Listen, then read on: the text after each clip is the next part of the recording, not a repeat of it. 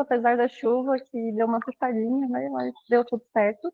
Então, o título do meu trabalho, eu investiguei os efeitos das características das cavernas sobre a comunidade de morcegos cavernícolas no Cárcere da Bodoquena, aqui no nosso estado do Mato Grosso do Sul. Então, contextualizando cavernas, elas estão presentes em paisagens de diversas regiões do mundo, podendo abrigar até 10% de todo o território do planeta. E elas têm vários sinônimos, então vocês já devem ter ouvido por aí, gruta, lapa, toca, são todos sinônimos, são todas classificadas como cavidades naturais subterrâneas, que são possíveis de serem acessadas por pessoas, né, por humanos. Então elas podem ser secas, úmidas ou até mesmo inundadas. E elas também estão presentes, né, em diversas paisagens e são importantes para o ecossistema não só subterrâneo, como também de fora da caverna. Elas também atuam na hidrologia local, porém são um pouco abordadas em pesquisas amplas e nos planos de conservação regionais que não têm o foco em cavernas, né? Então, no Brasil, a gente tem uma singularidade, onde as cavernas elas ocorrem em diversos afloramentos rochosos. Então, a gente tem cavernas em quartzito, em arenito. Aqui no mapa a gente consegue ver as outras opções. Se alguém quiser, eu posso mandar depois. Mas mais de 70% de todas as cavernas brasileiras elas ocorrem em rochas carbonáticas. E é isso que a gente chama o karst, né? Então, o karst da Bodoquena são as rochas de afloramento carbonático, ou calcário. E para o Brasil, a gente tem o CANIE, que é o Cadastro Nacional de Informações Espeleológicas, onde os pesquisadores fazem o upload dos pontos registrados. Então, aqui no mapa, esses pontinhos pretos são os locais onde tem o registro de caverna. E a gente conta atualmente com mais de 24 mil registros. Então, o ambiente cavernícola, ele pode ser classificado como o meio epígeo ou hipógeo. O meio epígeo seria o epi, né, o meio de fora da caverna, e o meio hipógeo é o meio interior da caverna. Então, ela é caracterizada pela ausência de luz permanente e por possuir temperatura estável, né? Em sua maioria, as cavernas apresentam uma temperatura que vai refletir a média de temperatura anual do lado de fora onde ela está inserida. E as cavernas também servem como hábitat para vários grupos de organismos, entre eles invertebrados e vertebrados, como a gente vai ver. Então, esse trabalho é de 1907, de Rakovica, ele classifica os organismos cavernícolas. Então, nós temos os trogloxenos, que são aqueles animais que utilizam as cavernas como um recurso, eles não completam todo o seu ciclo de vida no interior da caverna, eles usam mais como abrigo. Então, a gente tem as corujas, o guáxaro, que é essa ave aqui conhecida por fazer ninho em caverna, e os morcegos. Tem os troglófilos, que são animais que podem viver tanto dentro quanto fora das cavernas, e os troglóbios.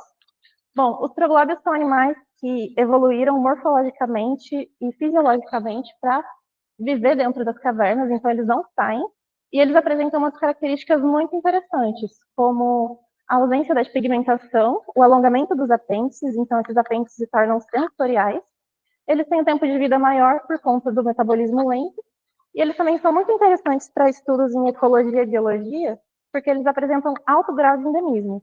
Então, algumas espécies podem ocorrer em apenas uma caverna. E por que as cavernas são tão interessantes para os morcegos? Bem, como eu disse, o meio epígeo ele tem variações de temperatura, enquanto que o meio hipógeo ele apresenta temperatura estável. Então, para os morcegos, isso é muito interessante, já que eles, dessa forma, eles economizam, né, ali a energia na termorregulação. Então, também é um ambiente que tem poucos ou até mesmo nenhum predador. E também é interessante para os morcegos se reproduzirem. Então, tem essa foto aqui belíssima da colega Daniele, onde ela fotografou uma colônia maternidade de pteronófilos. E eles podem fazer também segregações sexuais no interior da caverna. Então, eles podem ter a colônia maternidade, onde apenas as fêmeas amamentam os filhotes e tudo mais, e os machos ficam em outro setor ou até mesmo em outra caverna. E os morcegos são super interessantes aqui no ecossistema subterrâneo, porque eles podem servir como engenheiros do ecossistema. Então, como eles entram e saem todos os dias, né, basicamente, as fezes servem de alimento para os organismos troglóbios e troglófilos.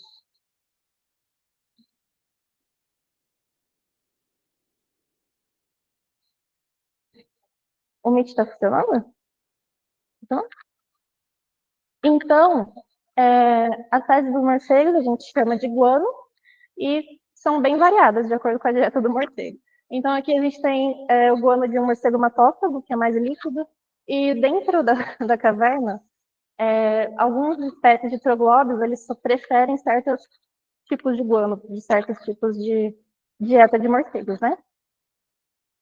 E para os morcegos também existe uma classificação de acordo com o hábito de uso das cavernas. Então, esse trabalho de Arista classificou eles em 4 diferentes classificações, né? Preferencialmente cavernícolas são aqueles morcegos que só usam caverna. Usualmente cavernícolas podem ser encontrados tanto dentro quanto fora da caverna. Os ocasionalmente cavernícolas, eles são registrados no meio epígeo, mas eles já tiveram registro para cavernas anteriormente. E os não cavernícolas não tiveram nenhum registro para cavernas até o momento. Então, no contexto nacional, o Brasil é um país com muita biodiversidade e a gente tem 186 espécies de morcegos registradas atualmente. Dessas, 81 ocorrem em cavernas, já tiveram seu registro. E aqui eu trouxe para vocês um levantamento de Barros e Bernard, que foi feito em 2023, onde eles mostram, onde eles fizeram um compilamento, né, de todos os estudos de cavernas e morcegos, e eles conseguiram ver aqui a quantidade de espécies por cavernas em cada bioma. Então, diversas características podem influenciar a composição de espécies de morcegos, né, em diferentes cavernas. E existem algumas, né? A estrutura física da caverna, a altitude onde essa caverna está inserida, as condições climáticas externas da caverna, a relação interespécie entre os morcegos, né? A paisagem externa e, consequentemente, a disponibilidade de recursos que eles encontram no meio epígeo. Então, espera-se que cavernas maiores, com uma maior complexidade, um maior número de salões, elas abrigariam uma maior riqueza, uma composição mais rica e uma maior abundância. Enquanto que cavernas menores e com uma menor complexidade ambiental também abrigariam menos morcegos e menos abundância. E também espera-se que a paisagem influencie, então a paisagem onde essa caverna está inserida, atuando da mesma forma, selecionando as espécies e a abundância. Com isso, o objetivo do meu trabalho foi descrever a diversidade e a composição de espécies de morcegos cavernícolas da Serra da Bodoquena e avaliar como as características dos abrigos subterrâneos influenciam na abundância, na riqueza e na composição de espécies de morcegos da região. Bom, aqui a gente tem um mapa onde mostra o local de inserção da Serra da Bodoquena. Então, fica praticamente no meio do continente sul-americano, né? Aqui na porção centro-oeste do Mato Grosso do Sul.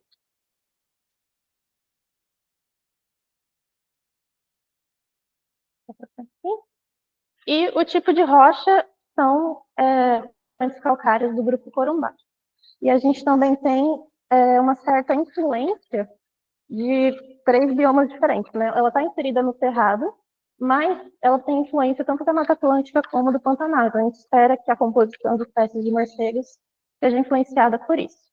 E aqui a gente também consegue ver o gráfico de altitude, então ela fica bem próxima à borda da planície pantaneira. A Serra da Bodoquena é atualmente preservada pela Unidade de Conservação, né, o Parque Nacional, que foi fundado no ano de 2000 e atualmente tem 77 mil hectares protegidos. É um ambiente singularmente muito bonito, né, gente? E ele também é um pouco diferente do Cerrado. Ele apresenta floresta estacional decidual e semidecidual.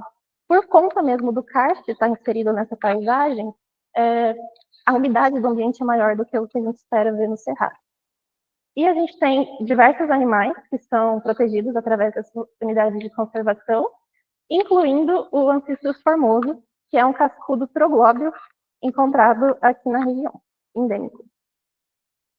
Então, no meio desse contexto, as cavernas estão inseridas na paisagem, mostrando o relevo kárstico, e acessando a base de dados que eu falei para vocês, do CANI, a gente tem atualmente mais de 280 cavernas registradas. Só que a estimativa desse valor é ainda muito pequeno, porque a gente espera que isso corresponda a aproximadamente 10% do valor real de cavernas que ocorrem na região. Então, como eu disse para vocês, é uma região muito bonita, né? A gente tem muitos passeios, muita natureza, muita preservação, mas, por outro lado, a gente tem os nossos problemas ambientais. Então, o avanço da mineração atualmente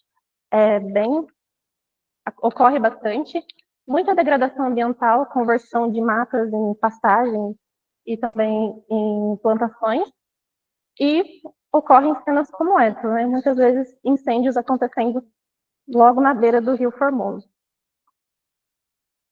Então, diante disso, o meu estudo mostrou 17 cavernas, e para cada uma delas a gente viu essas características, então elas foram medidas. Aqui no mapa a gente pode ver a distribuição dos pontos amostrados, onde em vermelho é a cidade de Bonito e azul é a cidade de Bodoquena.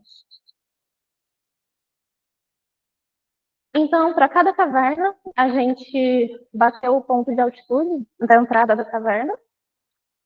Usamos os mapas que foram fornecidos, os mapas topográficos, né, que é como esse aqui do Grupo do Mimoso, que foram fornecidos pelo Grupo de Espeleologia, Terra da Bodocena, para verificar quais são a extensão e a extensão máxima de desenvolvimento da caverna.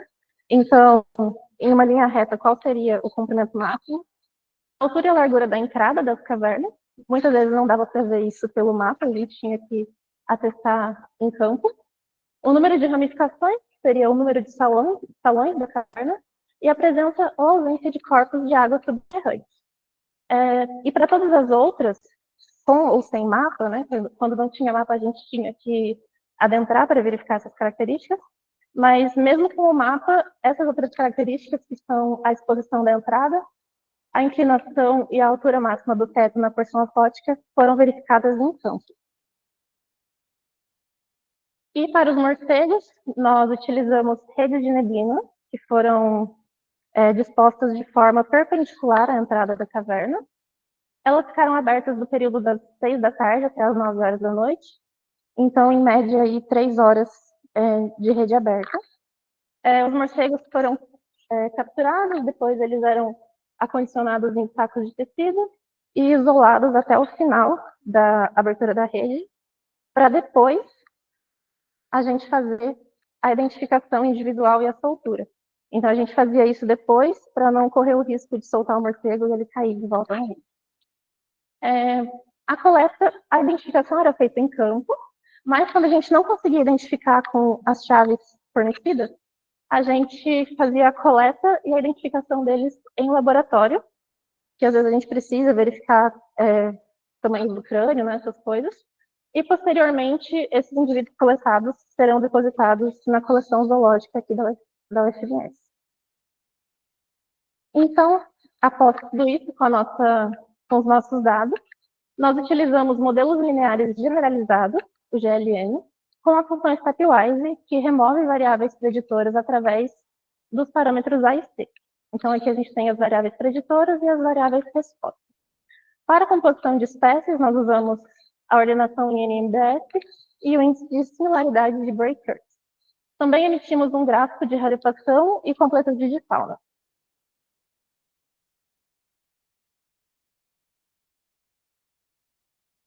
Então, ao todo, foram 25 noites de amostragem em 17 cavernas e nós capturamos 361 indivíduos de morcego. Aqui nessa tabela, a gente pode ver os eventos amostrais e o esforço de captura para cada caverna. Então, como cada caverna tinha uma entrada diferente, nós usamos tamanhos diferentes de rede de neblina, e isso foi calculado para a gente poder fazer os cálculos de abundância padronizados. Então, o esforço de captura é medido pela metragem quadrada da rede de neblina, multiplicado pelas horas em que ela ficou aberta.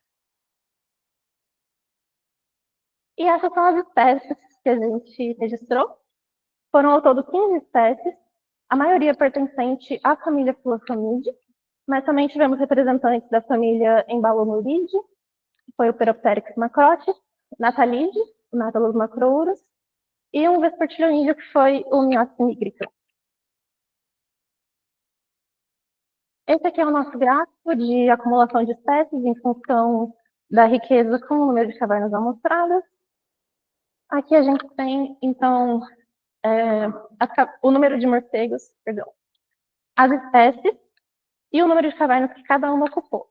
Então, aqui para os extremos, a gente tem Glossophaga storicina e Platirrhinus lineatus ocupando o maior número de cavernas, que foram 14 cavernas. E essas 4 espécies aqui, Micronycteris samborni, Myotis nigricans, Phyllostomus otatus e Thanassia bidens, ocupando apenas uma caverna. Quanto à abundância, a espécie mais abundante foi o Desmodus rotundus. Inclusive, tinha um ponto amostral que se chamava Abismo dos Vampiros. Tinham muitos Desmodus. Depois seguida por Glossophaga storicina e Platirrhinus lineatus, enquanto que o Micronycteris samborni foi apenas um indivíduo capturado. Então, aqui a variação das características do espaço físico das cavernas. As espécies variaram de 2 a 8 espécies por caverna. A altura e a largura da entrada variou de 30 centímetros para 18 metros de altura, e a largura variando de 40 centímetros para 60 metros de largura.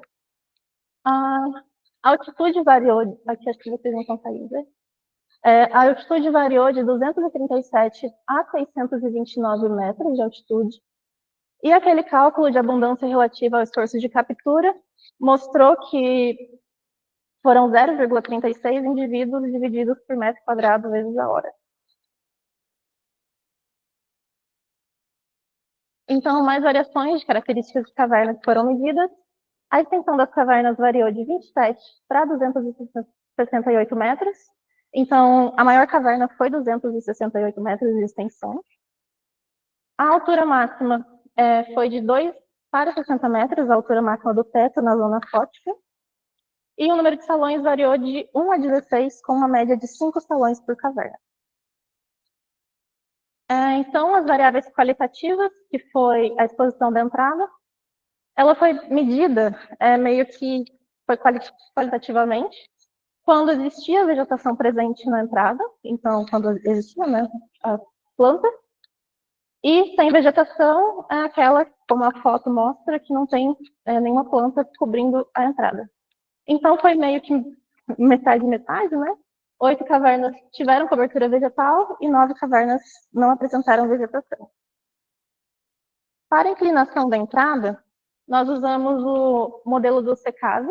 Essa aqui é uma cartilha que o SECAV disponibiliza para explicar para nós, né, o que significa uma caverna horizontal e o que significa o vertical, que seria o abismo. Então, foram 7 cavernas com inclinação horizontal e 10 cavernas popularmente conhecidas como abismo, né, que tem a entrada vertical ou descendente. Esse daqui foi o gráfico que o modelo gerou do GLN. Então, essas que têm o pontinho vermelho foram as características que tiveram efeito sobre a abundância, a riqueza e a composição.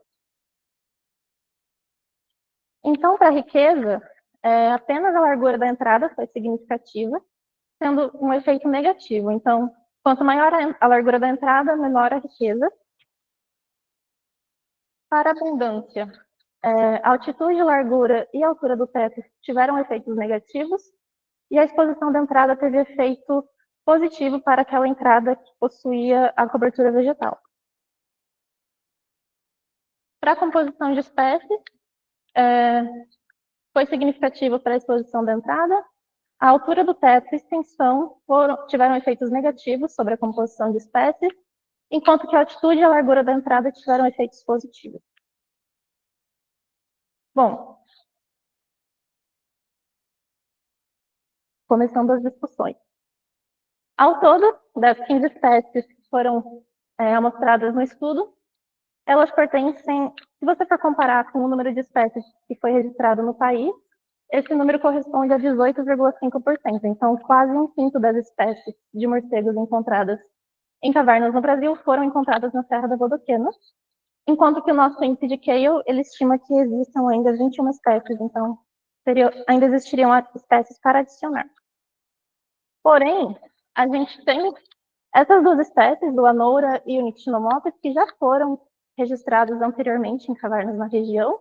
Então, o Anoura foi registrado na Gruta Córrego Azul E o Nictinomopis foi registrado no Buraco das Araras, que é uma dolina arenítica. Fica presente em Jardim, ali próximo da região da Serra da Bodoquena. Se a gente for somar, então, com essas duas espécies, a gente tem 17 espécies registradas em cavernas na Serra da Bodoquena.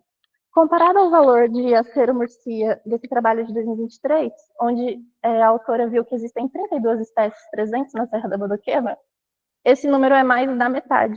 Então, isso indica que os abrigos subterrâneos são muito importantes para os morcegos na região. E contando com esse valor, ele é aproximado a 30% das espécies encontradas em cavernas do Cerrado, daquele outro trabalho que eu mostrei para vocês. Quanto à nossa abundância de filostomídeos, que representaram mais de 80% das espécies amostradas, isso é comum, isso já foi registrado em outras regiões do Brasil, e pode ser devido ao uso da rede de neblina, que é uma armadilha mais comumente utilizada para a captura dessa família, e talvez nós conseguiríamos aumentar o número de espécies utilizando outras metodologias, como o monitoramento acústico passivo. As outras famílias também, que nós capturamos, também ocorrem em outras cavernas de outros biomas. Então, os resultados estão dentro do esperado. Um pouquinho sobre história natural. Essas 4 espécies, que é o Desmodus rotundus, um morcego hematófago, o Crotalpterus auritus, que é um morcego carnívoro, e esses dois aqui abaixo, que são Platinus lineatus e o Glossophaga torresina, eles são frugívoros. Então, são 3 nichos ecológicos diferentes, e essas 4 espécies ocorreram simultaneamente em 5 cavernas.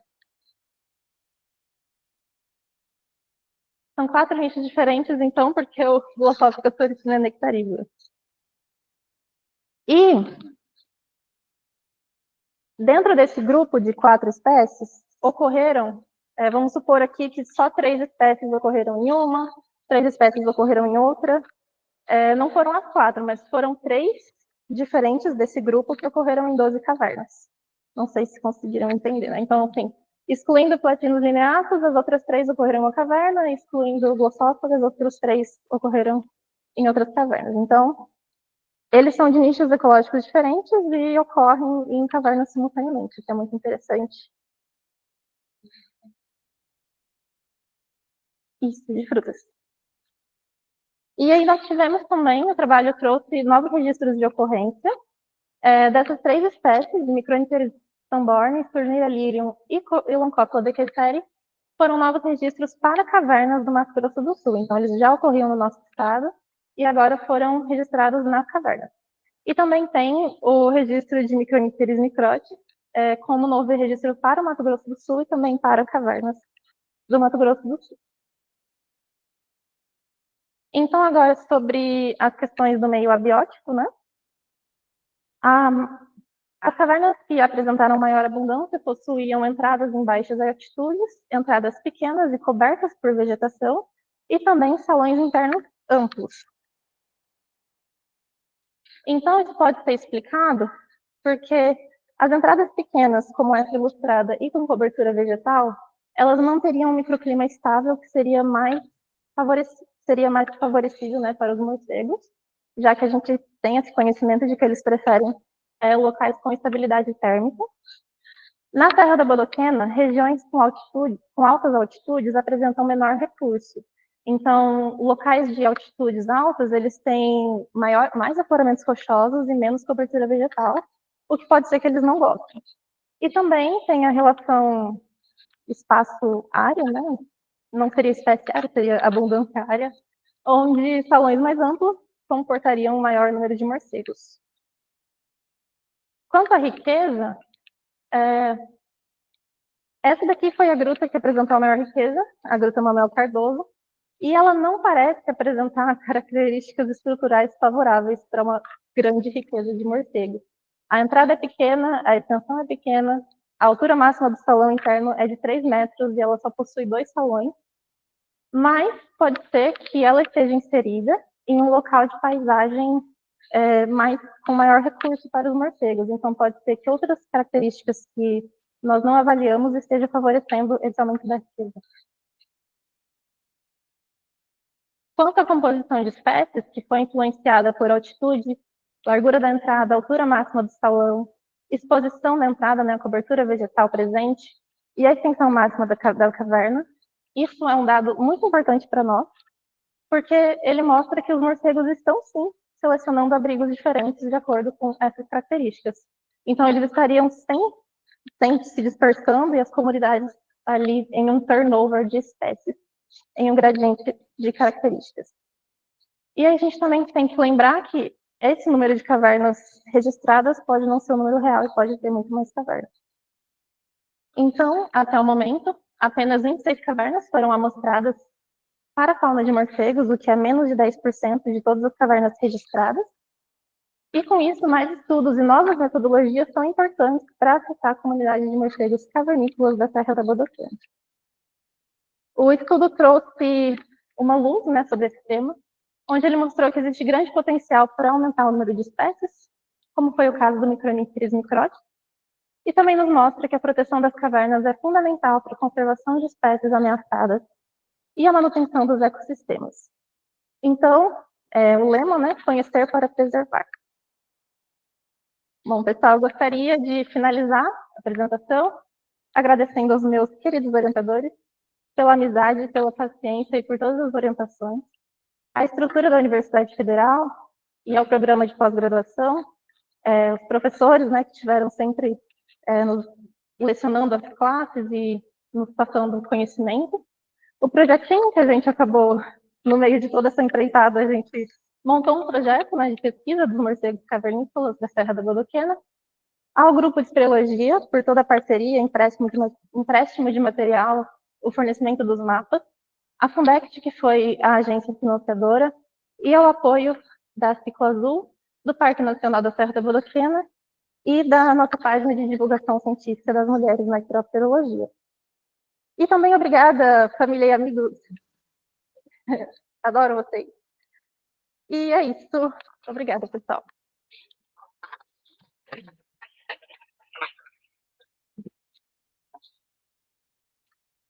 Muito bem, obrigado, Alex. E aí, a gente está falando com vocês.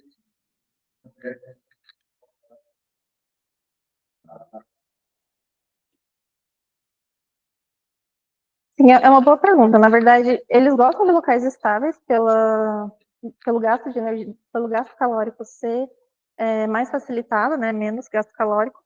Mas tem estudos que mostram que eles preferem, por exemplo, algumas espécies preferem cavernas mais frias, outras espécies preferem cavernas mais quentes.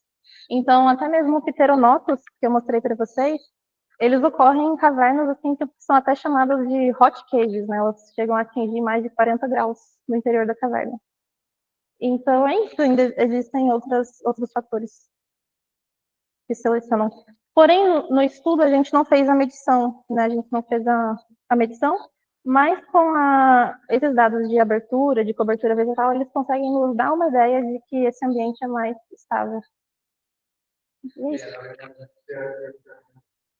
Pode ser que eles prefiram cavernas onde eles fiquem mais escondidos, né? A entrada é menor, então ninguém sabe que eles estão ali. Talvez seja um comportamento de defesa mesmo da colônia.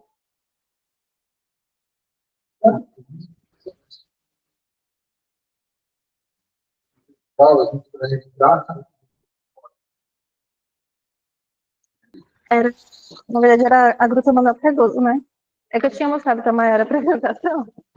E aí eu comentei com ela essa curiosidade da Manuel Cardoso ser uma gruta tão pequena e, né, ter tantas espécies, uma riqueza tão alta. E, assim, um olhar mais espeleológico para a caverna, ele mostra que ela ocorre em calcários dolomíticos, ao contrário de outros calcários que são mais porosos. E aí a gente ficou assim, pensando, será que a litologia, né, também teria uma alteração, por mais que todas as cavernas ocorram em uma litologia semelhante, será que esses, né, o contexto geológico mudaria a composição de espécies também? Porque é calcário, mas é um outro tipo de calcário. Uhum. Quanto à litologia, eu acho que tem o trabalho da Jennifer, mas eu não vou saber os resultados, assim. Aqui, ó, dá para ver a rocha, né? Ela é mais escura, não é tão porosa, é um dolomito mais bruto, assim. Você bate, ela faz um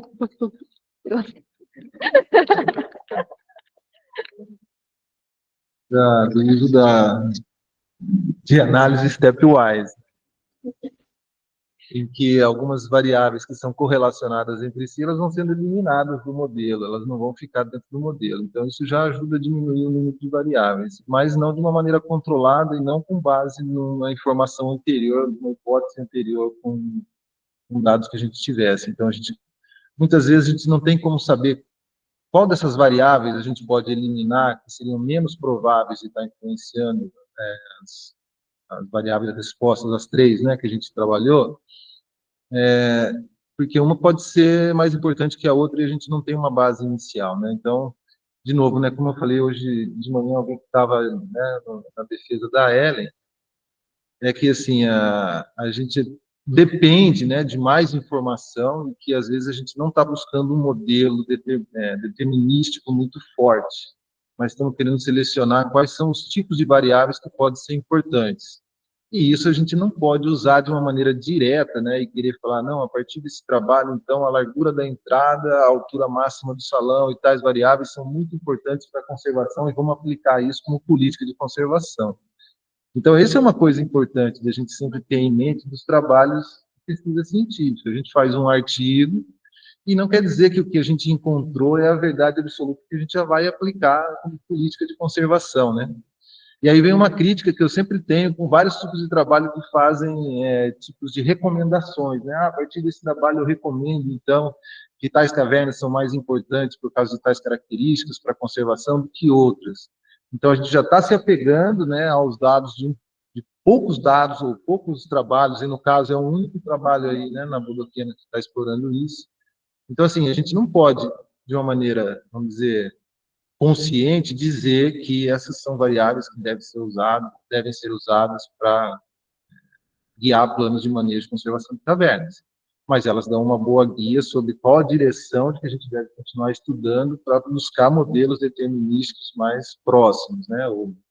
E ampliar o número de cavernas é fundamental, né? 17 cavernas, embora Alex e os colegas que estavam no campo ajudando sabem muito bem o tempo e o trabalho que é, né, para conseguir amostrar 17 cavernas no período de 2 anos, inclusive, né, um pouquinho mais, né, a gente tinha alguns dados anteriores, é muito grande. Mas isso não tira o ônus do autor do número baixo de amostras, né? Então, se a gente tivesse 50 cavernas, 60 cavernas, né, ou 100 cavernas, a gente poderia trabalhar com esse número de variáveis aí, ser muito mais confiante, né, com o resultado das análises. Então, acho que esse é um ponto aí que o pessoal da banca criticou e que a gente precisa responder. Sim, é uma primeira abordagem, né? Uma primeira abordagem acabam sendo perguntas mais gerais. Quem são os morcegos que estão nas cavernas? A primeira coisa. Embora a gente queria entender os efeitos das características da caverna sobre as espécies, a gente não sabia nem que espécies encontrar. E isso foi um outro comentário da banca também, né? Se a gente, acho que foi da Gênica, se a gente já conhecia ou não a presença de morcegos nas cavernas. A gente sabia para uma ou duas, ou talvez 4, mas não para metade delas, né? Que haveria morcegos. E o que a gente esperava é que algumas delas pudessem não ter nenhum morcego, né? Não aconteceu isso. Então, assim, e às vezes tem alguns buracos, né? A gente chama já de buracos, né? Não diz mais caverna. Às vezes você está lá, né, no costão, né, daquela rochosa, o solo é rochoso, tem uma parede rochosa e tem buracos. Aí a gente não sabe que profundidade é esse buraco, se realmente é uma caverna a partir desse buraco, não, porque a Serra da Bodoquena é quase um queijo suíço, né? Então pode ser que seja uma entrada de uma caverna, ou pode ser que não, seja uma coisa bem pequena, né? Então, assim, para mostrar buracos sem saber anteriormente, né, se é possível entrar ou não, realmente seria um trabalho impossível, né, nesse tempo que a gente tem. Mas a proposta é aumentar, né, o número de cavernas e o número amostral que a gente possa trabalhar em cima disso. Eu vi também que você trabalhou aí na apresentação oral a questão dos troglóbios e troglófilos, né, que o Marcelo chamou a atenção. E tem uma coisa que tanto Maria João quanto a Jennifer e o Paulo chamaram a atenção, é de que na parte de composição de espécies, e aí foi uma questão do tempo, né? A gente estava com o tempo reduzido, foi pedindo prorrogação de prazo, né? Mas a gente poderia trabalhar de como cada espécie está distribuída nos gradientes, né? Então, assim, em função da variação de altitude, como que a espécie de morcego tal, né? O nome tal, espécie 1, como que ela varia em função da altitude? E a espécie 2, e a espécie 3? E para cada uma das espécies, em relação a cada um desses gradientes, a largura da entrada, a altura máxima. Então, a gente poderia entender um pouco como que está a distribuição, né? Quais espécies estão preferindo mais um tipo de caverna e quais são as espécies que preferem outro tipo de caverna e quais são as espécies que não têm preferências, né? Que podem estar ocorrendo ao longo do gradiente de variação de cada uma dessas variáveis aí, de uma forma mais regular.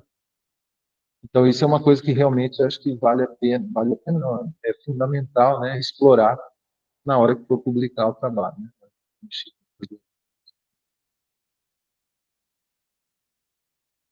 Bom, acho que era isso que eu trouxe aqui da banca. Eu acho que essas são as coisas mais fundamentais. O restante são coisas de redação, de organização, né, do texto, coisas de informação mais detalhada ou menos detalhada, que vai variar entre as pessoas. Teve gente que criticou coisas diferentes de outros, mas todos aqueles pontos que alguém teve alguma dúvida, vale a pena a gente parar e pensar se está bem escrito, porque a gente está entendendo tudo, porque a gente conhece o trabalho, né? Mas quem não conhece, às vezes, precisa de uma explicação, de uma forma de redação, né, mais clara. Então, isso eu acho que é importante. Mas, de modo geral, Alex, eu acho que foi excelente o trabalho que você fez.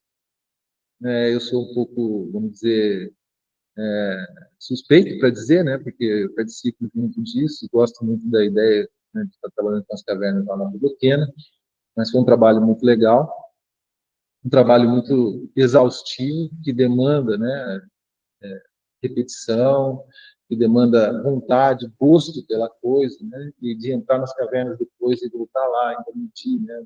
Faltou, que você fez. Acho que foi bastante produtivo e acho que você saiu com um trabalho bastante legal de mestrado, tendo atrasado um pouco. Eu acho que, como eu falei para a Ellen, falo para você, né? É difícil, às vezes, a gente querer fazer um trabalho com prazo para acabar, como um mestrado, um doutorado, tem prazo. A ciência não trabalha com prazo, né? Porque às vezes você faz uma pergunta, vai a campo, toma os dados, e aí depois, com base nisso, você descobre que para melhor ter feito coisas diferentes, e aí você encontraria um resultado mais robusto, mais consistente, e isso é parte, né, da formação, entender esse tipo de problema. E a gente está vivendo hoje um mundo muito assim, né, de que você precisa fazer a tese, a dissertação para publicar e publicar, porque está contando no seu currículo que vai te avaliar lá no futuro a número de publicações. Mas a gente não pode perder, né, de vista a questão da ciência, de que ela não é assim uma coisa que a gente possa falar, em 2 anos eu vou fazer tal trabalho, vai ficar bonito e eu vou publicar esse trabalho, porque é o melhor que eu posso fazer. Não? Às vezes vale a pena você não publicar, né, pensar sobre o trabalho que você pode melhorar, porque uma vez publicado você não vai mais mexer com isso. São coisas a pensar, né? Esse tipo de jogo é o que eu acho importante. Mas está de parabéns. Bom, pessoal, acho que é isso. Era um adendo. Eu esqueci de agradecer as pessoas que auxiliaram em campo ali no nervosismo. Eu acabei deixando passar. Então, ele que esteve presente, a Lívia, minha orientadora. Aqui na sala, a Mariana, a Carolina, também a Ellen. Tivemos outros amigos que não são biólogos, mas estiveram lá conosco no buraco. E é isso. Obrigada a todos que estão participando online e também que vieram aqui. E é isso. Gostaria de agradecer a presença de todos também. Valeu, gente!